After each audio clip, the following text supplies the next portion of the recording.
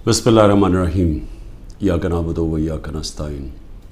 सबसे पहले तो मैं तहरीक इंसाफ के कारकुनों को मुबारक देता हूँ कि इसके बावजूद कि पूरा क्रैक डाउन हुआ तहरीक इंसाफ के ख़िलाफ़, तकरीबन सारी लीडरशिप या जेल में है या अंडरग्राउंड है, छुपी हुई है, उसके बावजूद जिस तरह पब्लिक निकली और इस चीज़ के ऊपर जो कि हर मुसलमान को तकलीफ़ देती है कि कुरान की जो बेहुरमती की गई स्वीडन के अंदर और आज़ादी राय के आड़ लेके उसके पीछे छुप के की गई, तो मुझे बड़ी खुशी हुई कि एक ज़िंदा कौम की तरह और अपने कारकुनों को मैं ख़ास तौर पे कहना चाहता हूँ कि ज़िंदा कौमें ही निकलती हैं हक़ सच के लिए और इंसाफ के लिए। और मुझे बड़ी खुशी हुई है देख के कि हमने कम से कम पाकिस्तान से एक आवाज़ उठी पुरअमन तरीके से कि ये हमें इस चीज़ ने तकलीफ़ दी है और आप आज़ादी राय की आड़ लेके लोगों को तकलीफ़ नहीं पहुंचा सकते। सुप्रीम कोर्ट का तफसीली फ़ैसला आया कल 9 मई को। जिस तरह मुझे वहाँ से अगवा किया इस्लामाबाद हाई कोर्ट के अंदर, जब मैं रजिस्ट्री में बैठा हुआ था, तो जिस तरह मुझे अगवा किया गया कमांडो एक्शन में, सुप्रीम कोर्ट का तफसीली फ़ैसला आया और उसमें 2 चीज़ें वाज़ेह हो गई कि एक कि ये गैर कानूनी था और गैर आइनी था। जो तरीका इन्होंने जिस तरह मुझे वहाँ से अगवा किया है वो गैर कानूनी भी था और गैर हमारे आइन के ख़िलाफ़ भी था। और ये भी उसमें आया सुप्रीम कोर्ट के फ़ैसले में कि जब मैं चीफ़ जस्टिस साहब के सामने पेश हुआ तो पहली दफ़ा मुझे पता चला कि क्या हुआ मुल्क के अंदर, तोड़ फोड़ हुई, आग लगी, कितने बड़े एहतजाज हुए। मुझे तो कोई अंदाज़ा ही नहीं था क्योंकि मुझे तो इन्होंने नज़रबंद किया हुआ था। तो ये भी चीज़ वाज़ेह हो गई क्योंकि मेरे ऊपर केसेस पे केसेस किए जा रहे हैं, पता नहीं कितने 30-40 केस कर चुके हैं अब तक, कि ये मेरी ईमा पे सब कुछ हुआ है, ये जो तोड़ फोड़ हुई है, ये जो जलाया गया और जो एहतजाज हुए। तो मैं आज ये सबसे पहले कहना चाहता हूँ कि अब अगर जो मुल्क की सबसे बड़ी अदालत का फ़ैसला आ गया है कि ये गैर आइनी और गैर कानूनी तौर पे मुझे वहाँ से जिस तरीके से मुझे वहाँ से पकड़ के लेके गए हैं, जिस तरीके से उन्होंने शीशे तोड़े रजिस्ट्री ऑफिस के, वहाँ के स्टाफ को डंडे मारे, उनकी कंप्यूटर और इक्विपमेंट को तोड़ा, मेरे लोगों को जो गार्ड्स थे उनको मारा, वकीलों को मारा, मुझे सर पे डंडा लगा। और फिर जिस तरह एक दहशतगर्द और मुजरिम की तरह वो जो कि मुल्क की सबसे बड़ी पार्टी का सरबराह है, सारी दुनिया ने वो फिर देखा जिस तरह मुझे इन्होंने वहाँ से पकड़ के लेके गए। और फिर दुनिया में ख़बर क्या गई कि जी करप्शन के ऊपर इमरान खान को पकड़ा। वो आदमी जो इस मुल्क की तारीख़ का सबसे ज़्यादा पैसा इकट्ठा करता है खैराती प्रोजेक्ट्स के लिए, जिसको ये कौम सबसे ज़्यादा जिस पे एतमाद करती है अपने पैसे से, इससे बड़ा तो कोई एतमाद नहीं। तो मेरा सबसे पहला सवाल ये है कि इसका कौन जिम्मेदार है? क्या इंटीरियर मिनिस्ट्री जिम्मेदारी उठाएगी इसकी? कोई इसको जिम्मेदार ठहराएगा? और क्या नैब चेयरमैन इसकी जिम्मेदारी लेगा जो हुआ मेरे साथ? और मैं अब इससे आगे चलता हूँ। जब मुझे ये जिस तरह उठाया गया और अब साबित हो गया कि ये इस मुल्क के आइन और कानून के ख़िलाफ़ था, तो क्या हमारी पार्टी को ये हक नहीं था पुरअमन एहतजाज करने का? अब तो अगर साबित हो गया ना कि ये कानून तोड़ के मुझे वहाँ से अगवा किया गया और जिस तरह मुझे जलील किया गया, तो क्या एक मुल्क की सबसे बड़ी पार्टी के सरबराह को जब इस तरह उनसे किया जाए, तो क्या उसकी पार्टी को हक नहीं था पुरअमन एहतजाज करने का? और ये मैं फिर वाज़ेह कर दूं, आइन हमें कहीं जगह पे रोकता नहीं है पुरअमन एहतजाज से। कि जी कंटोनमेंट में एहतजाज हो या जहाँ भी हो, ہم کہیں بھی احتجاج کر سکتے ہیں. یہ ہمیں آئین ہمیں حق دیتا ہے. ہمیں توڑ پھوڑ کا حق نہیں دیتا, ہمیں جلانے کا حق نہیں دیتا, اور وہ سارے ہم سب اس کی مذمت کرتے ہیں. میں نے سپریم کورٹ میں جب مجھے بتایا چیف جسٹس صاحب نے, میں نے اس کی مذمت کی, اور انہوں نے وہ لکھا اپنے آرڈر کے اندر. اب یہ جو ہمارے لوگوں کا احتجاج ہے, اس کو غداری کہہ دیا گیا ہے کہ ملک سے غداری ہوئی ہے. اب میرا سوال یہ ہے کہ غداری کس نے کی؟ کیا ڈنڈے مار کے ایک پارٹی کے سربراہ کو اور اس کے لوگوں کو مار کے اور غیر قانونی طور پہ اغوا کرو, اور پھر ہم سمجھیں کہ جی وہ بھیڑ بکریوں کی طرح چپ کر کے بیٹھ جائے گی پارٹی؟ وہ احتجاج بھی نہیں کر سکتی. وہ احتجاج کرے تو وہ غداری ہوگی اب. اور ان کو ساروں کو جیلوں میں 48 گھنٹے میں 10,000 لوگوں کو جیلوں میں ڈالا. سینئر لیڈرشپ ساری جیل میں, ابھی ساری انڈر گراؤنڈ ہے.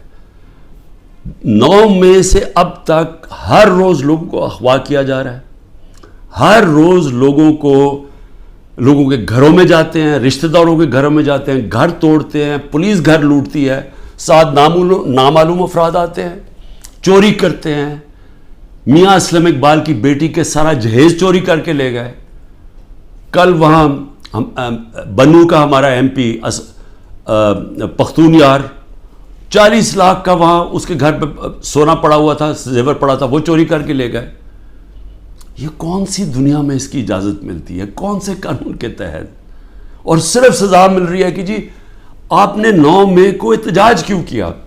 کیونکہ اب تو واضح ہو گیا نا کہ ہمارا احتجاج جائز تھا, کیونکہ غیر قانونی طور پہ, پھر سے میں کہتا ہوں, آئین توڑ کے مجھے اٹھایا گیا ہے, اور جس طرح اٹھایا گیا ہے اس کا ریئیکشن آنا تھا. اور میرا اب اگلا سوال ہے کہ کس نے پلان کیا سب کچھ؟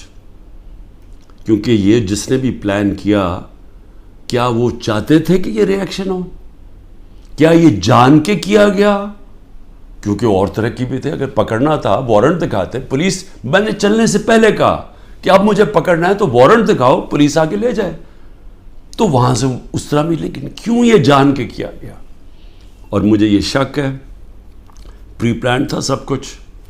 یہ ریئیکشن پتا تھا اس کا ریئیکشن ہونا ہے, اور اس ریئیکشن سے پہلی تیاری کی ہوئی تھی کہ اس کے بعد کرنا کیا ہے, کیسے انہوں نے تحریک انصاف کو کرش کرنا ہے. ابھی تک میں آخری 2 سوال پوچھتا ہوں کہ ابھی تک کیوں نہیں انڈیپینڈنٹ انویسٹیگیشن ہوئی کہ جو یہ کور کمانڈر کا گھر جلایا گیا ہے, اس کے پیچھے کون تھا؟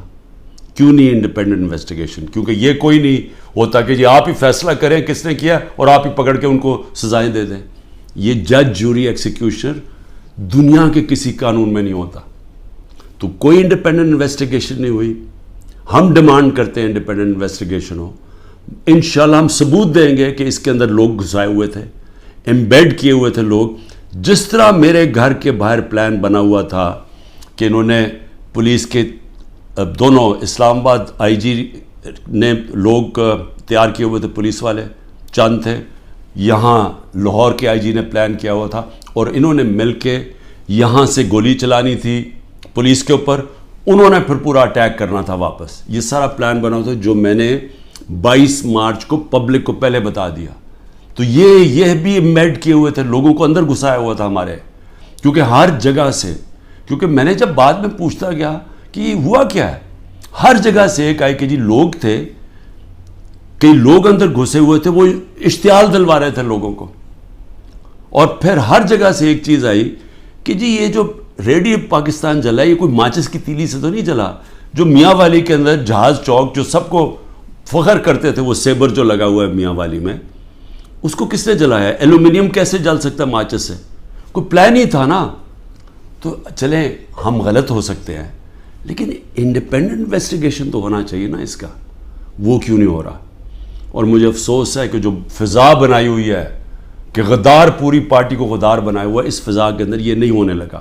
یہ جو اس وقت جنگل کا قانون پاکستان میں ہے, یہ نہیں ہوگا. میں سوال پوچھتا ہوں آج کہ جو 25 لوگوں کو شہید کیا گیا, جس میں سے 16 ہمارے پاس ایڈریسز ہیں, باقی 9 غائب ہیں, کیونکہ ہمیں خوف ہے کہ اس طرح یہاں اس وقت خوف پھیلایا ہوا ہے، جو یہ جو ظلم کا نظام بنا ہوا ہے، اس کے اندر وہ پولیس پہنچ جاتی ہے. یہ 16 کا بھی بڑے مشکل سے ڈر کے ان کے رشتہ داروں نے بتایا، ان کے نام دیے ہیں، پتہ دیے ہیں، جو 16 لوگ شہید کیے گئے ہیں. اس کے علاوہ جو 3 لوگ، پہلے میں 2 سمجھ، 3 لوگوں کی ٹانگیں ضائع ہو گئی ہیں، ٹانگیں کٹ گئی گولیاں لگ کے. ایک پیرالائزڈ ہے، اس کی کمر میں گولی لگی ہے، وہ بستر پہ ہے. اور اس کے علاوہ 50 سے زیادہ لوگوں کو گولیاں لگی ہیں. اب میں یہ سوال پوچھتا ہوں، یہ کیا پاکستانی نہیں تھے؟ یہ انسان تھے نا، تو انسانوں کے تو حقوق ہوتے ہیں. یہاں کوئی فکر ہی نہیں ہے، کوئی انویسٹیگیشن ہی نہیں ہے. سب نہتے تھے. کسی پولیس والے کو، کسی رینجر کو کوئی گولی نہیں لگی. اس کا مطلب یہاں سے تو کوئی فائرنگ نہیں تھی. تو کیا پہلے ایک غیر قانونی اور آئینی غیر آئینی چیز کی جاتی ہے جس کا ریئیکشن ہوتا ہے؟ پرامن احتجاج ہمارا آئین ہمیں حق دیتا ہے. تو کیوں ان کو ابھی تک انویسٹیگیشن نہیں ہوئی کہ یہ جو لوگ بیچارے نوجوان تھے، ان کے ماں باپ تھے، بیوی بچے تھے، ان کو جو گولیاں ماری گئیں، کوئی نہیں پوچھے گا. ابھی تک تقریباً 2 مہینے ہونے والے ہیں. جس کو بھی اس وقت پاکستان کی فکر ہے، جو اس وقت گیلپ کی سروے آئی ہے کہ ہر 5 میں سے 4 پاکستانی کہہ رہے ہیں کہ ہم غلط راستے پہ نکل گئے ہیں، یعنی پاکستانی میجورٹی جو 80% سے زیادہ پاکستانی کہہ رہے ہیں ہم غلط طرف نکل گئے ہیں. اس کے باوجود کوئی راستے میں کوئی کورس کریکشن نہیں ہو رہا، اور ہم صرف اور صرف ایک 1 پوائنٹ ایجنڈے پہ کہ جی کسی طرح پی ٹی آئی کو کرش کرو تو ملک کے مسئلے حل ہو جائیں گے. اور اس سے کس کو فائدہ ہو رہا ہے؟ کون ہیں وہ لوگ جو اس تباہی سے فائدہ اٹھا رہے ہیں؟ وہ میں آپ کو یقین دلاتا ہوں کہ وہ پاکستان کی اکثریت نہیں ہے. یہ تھوڑے سے لوگ ہیں جو قبضہ کر کے بیٹھے ہوئے ہیں وسائل پہ، جو قانون کے اوپر بیٹھے ہوئے ہیں، اور وہ صرف اور صرف چاہتے ہیں کہ ہمارا یہ جو قبضہ یہ برقرار رہے، ملک جائے بہاڑ میں، کیونکہ ان کے پیسے باہر پڑے ہوئے ہیں. پاکستان زندہ باد.